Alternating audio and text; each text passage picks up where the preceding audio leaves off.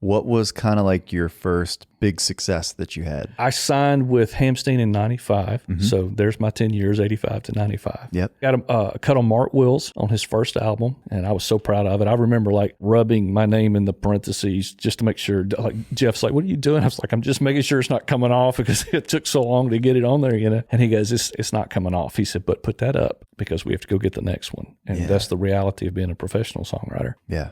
And then I kind of went into being king of the album cuts for a long time. And that was back when, you know, if you got a cut, it was a gold record. And because of the way mechanicals work, you were generating revenue. I was generating revenue. And that's the one thing I miss nowadays versus the old days is that it gave people like me, a young writer who still had a lot to figure out, time to figure it out. And we don't have that now. So we're losing generations of writers, I think, because we're so dependent on having radio hits to generate income, that we're losing a lot of that next generation of songwriters that could be the next Tom Douglas or the next Bob McDill or whatever. Yeah.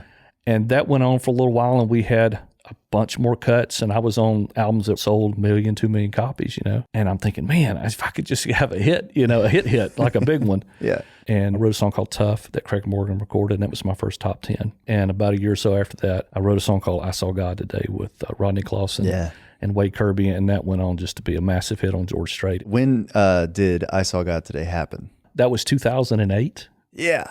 So a long time. I remember like I was in my 30s when Tough hit, and I was 39 when I Saw God Today hit. Wow. And I'll be 57 next month. Dang. I love it.